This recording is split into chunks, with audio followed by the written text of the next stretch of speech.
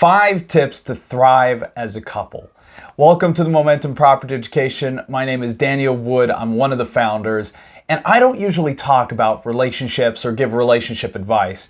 But I was asked to do this because me and my wife Gisela, we've been together for over 17 years.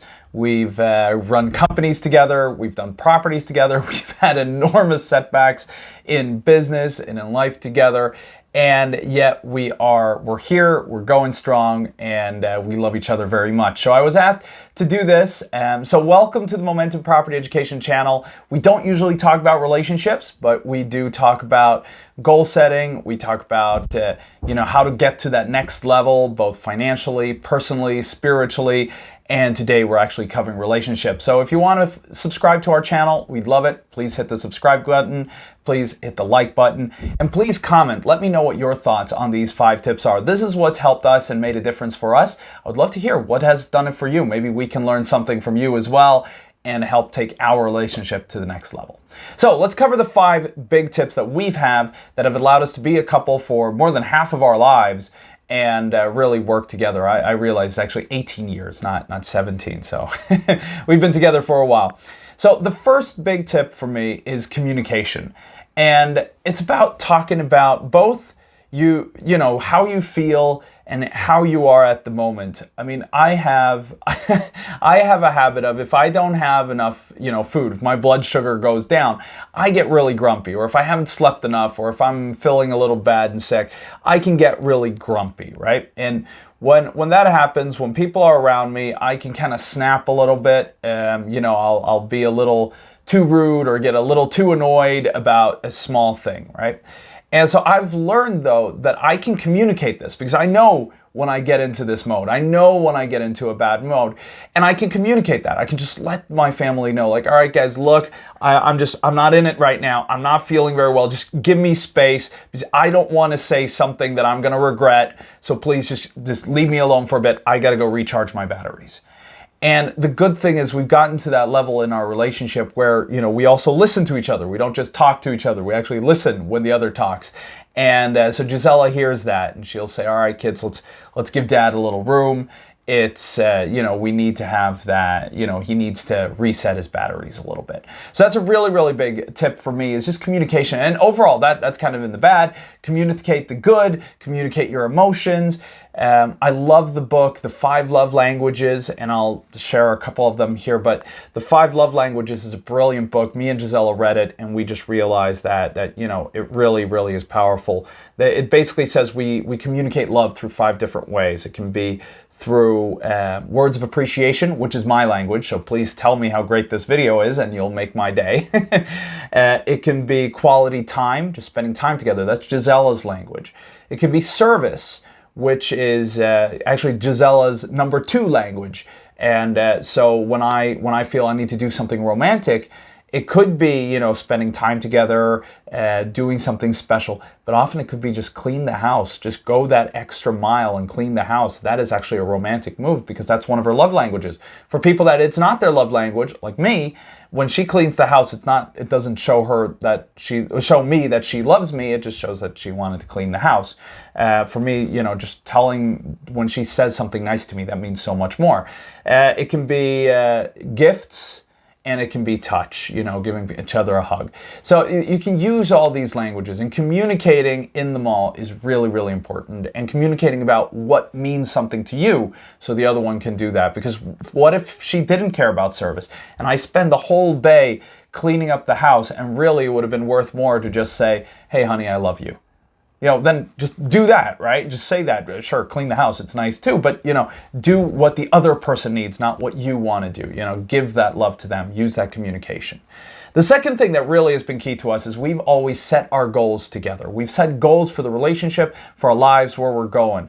And that's allowed us for the third tip. So the second tip is set goals, and the third is to make sure we're aligned in what we do. Like I said, we've had huge business setbacks. When we set up our property company, we got ripped off for £400,000. What if I had done that by myself? Say I had gone off and started my property company by myself. What would have happened if Gisela then, realized I've lost £400,000 and it's going to take, 40 years to make that back as employees? how do you think she would feel? You know, she'd definitely say, you know, stop, don't keep doing it, stop it, you've already screwed it up. Now get to work and you know, get a real job and make that money back. But we were aligned. We were a team. We lost the money together. We made the decisions together. We had the goal of where we were going with it together. And so we knew that, all right, we got to figure it out. And that's why it didn't take 40 years. That's why it took 4 years to figure it out. So it obviously was still painful, but we were aligned. It didn't hurt our relationship because we together had that pain. Because if a relationship becomes that you're sitting on each side of the table, you know, like in a negotiation, right? And I'm fighting for my side and she's fighting for her side. Well, then, you know, then it breaks down. If your relationship is your partner is here and you're here, well, that's not going to work. But you got to be on the same side of the table, right? You're looking at the problem together because you set the goal together. You made the plan together. You're aligned together. And when something goes wrong, you together fix it. You don't have to cast blame, because blame doesn't matter. A lot of it was my fault. Some of it was her fault. Who cares? I don't even know whose was whose anymore. It was probably mostly my fault. It usually is. But it doesn't matter. We went out and we fixed it together.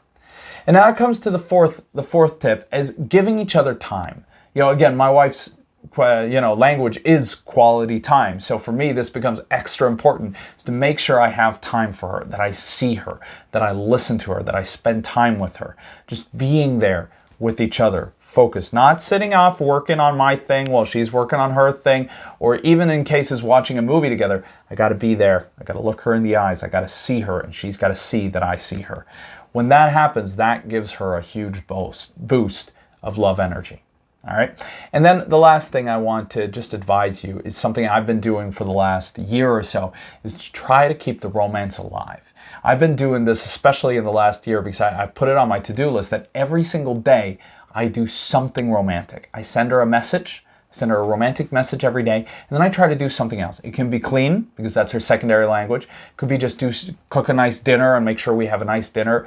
It could be, you know, get a babysitter, go out and eat together, or go to a movie, or just anything. It doesn't have to cost money. It can just spice it up. Just go out and pick some flowers. Just something that she doesn't expect. One thing that's been great is I've written little love notes with like just, hey, honey, I love you, or you're amazing, or you're a great mom, or you're, you know, and then I hide them around the house. And over the next few days, she's finding these notes, going, oh my God, thank you. And it becomes that romance just comes back over and over again. It takes me 5 minutes. It takes me 5 minutes to take a piece of paper, rip it up, write something nice on them because I love her, right? So it's not hard to say nice things about her. And then I hide them around the house. It's a 5-minute job. But for the next week or so, she feels loved. And she keeps those notes around so that she once in a while, you know, when she's walking around, she sees that note again. And, you know, it makes her happy and it gives me credit, right? So use these advice. So communicate with each other. Make sure you have that open communication. You know where you stand. Set your goals together so you're aligned on your goals. You're going to the goal together. You're going to your quest together. Make sure you give each other time and then keep that romance alive. All right, thank you so much for joining us here today. Please give your tips in the comments. Please subscribe to the Momentum Property Education channel. This was a bit of an offbeat video. I hope you enjoyed it. We're going to be back talking about passive income, about how to grow your portfolio in property, how to reach your next level of success as we usually do. But this was really fun. I was asked to do this. I really appreciate you taking the time to listen. I'm looking forward to connecting with you. Thank you.